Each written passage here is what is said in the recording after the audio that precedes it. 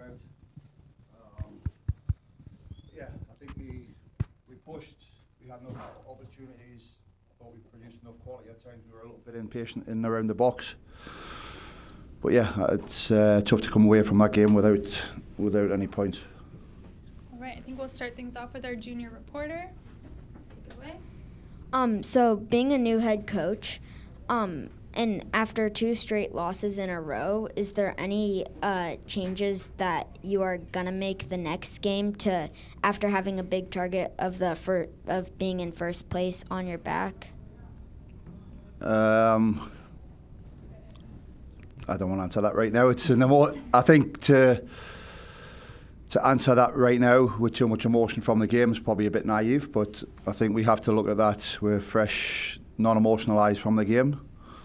But yeah, I mean, I think we need a review, but not to say yes or no, but it's something we need to look at with no emotion. And Mike, 2 games this week where maybe some calls didn't go the team's way, to put it lightly. Your thoughts on managing those emotions in game as a coach and trying to keep the team even keel as much as one can in those situations. I mean, I think I did a decent job in game. I'm probably struggling with it more now. Listen, I think it's tough. The players put a lot out there. They put their game in people's hands, and it's an emotional game. Like, there's a lot at stake. There's a lot of emotion that comes with it. I think our players have been respectful throughout the whole 90-plus minutes in terms of interactions with the officials, and that's what I'm proud of as well. I think if our players had gone in an unrespectful manner, I'd be a bit concerned. But I think that's what we have to have, open communication where we can have two-way dialogue.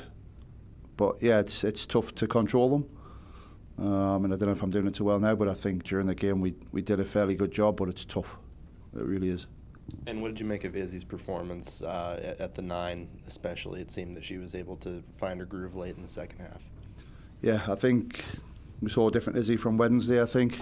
In a more natural 9 position. Found some good spaces, was a threatening around the box, had a couple of opportunities. So yeah, I think it's another step forward for her from Wednesday for sure. And I think if you look at it in terms of positional strengths, definitely more suited to the 9. Hey Mike, sorry about it looks to be the first NWSL loss at home for the Thorns, obviously not including the Challenge Cup games. Can you tell us a little bit more on Reina Reyes and how she was pretty adverse in her positioning today?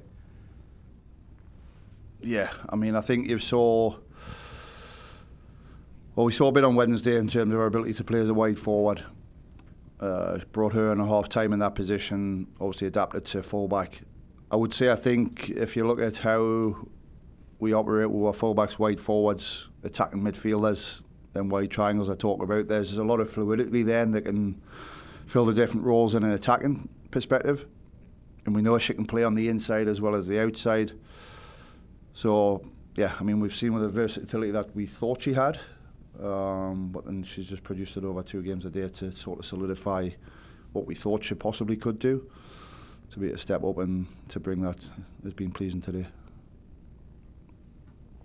Hi. I feel like there were a couple scary moments where y'all got caught in transition in the first half.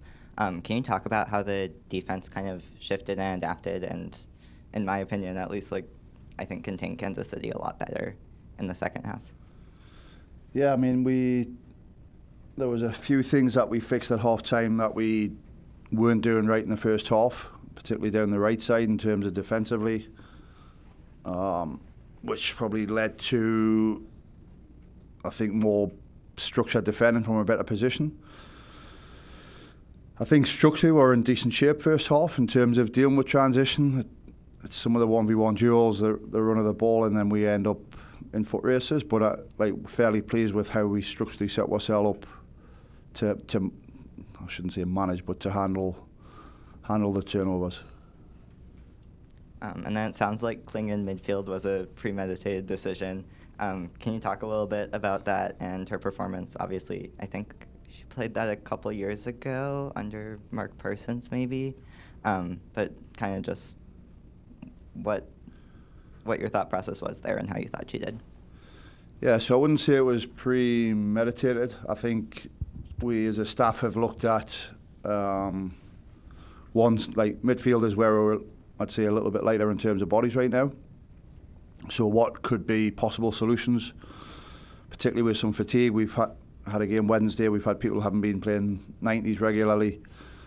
So it was one of the options we felt we could utilise when we looked at the game in terms of how we were in possession of the ball as well. And again, I'll touch on them wide triangles and the roles that people play within that.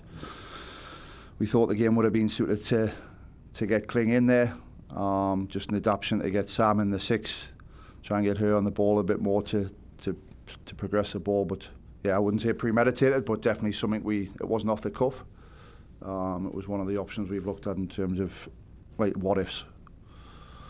When you have a lot of new players coming in, playing more minutes, what are you looking for as a coach for those players? The players seemed like they felt like they had a lot of control, especially in the second half. But other than that control of the game, what are you looking for? I asked them before we started the game. I think people have been waiting a long time for opportunity. I think there's people grabbing the opportunity or grasping it, if you like, is a better word. And that's what I said to the players before the game, was grasping the game. Don't wait for the game to come to us.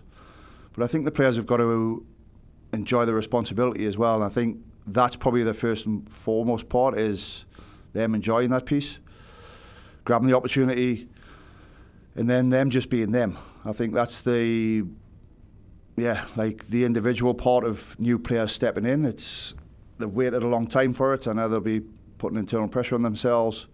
They'll be feeling pressure to continue the momentum we've had so far. I just want to see these people be who they are. Don't need to be anybody else. Just need to see what we've seen of them every day in training and just embrace it. Do we have any last questions from our junior reporter? Yes. I'm sorry if I pronounced the name wrong. I can't quite, because she is quite new to the team. But I think her last name was like Morris or Morrison. Do you have an idea of when you might start to play her, knowing that you only have her for an international, I forget what it's called, but like an national international team replacement player. So Kayla just arrived, I'm losing track of my days here, 28th from Australia. She trained for the first time yesterday. We had our unlimited availability in terms of training. We dressed her today, so we'll look next week to get her and Iz as well, the other replacement player, into more training, and then we'll get our eyes on where the strengths are and how they get incorporated in the group. But so she dressed today, but she literally 48 hours ago just got off a plane from Australia, so like 16 hours. So whether she knows what day it is, I've got no idea. But so yeah. All right, we will wrap it there. Thank you for your time, Mike.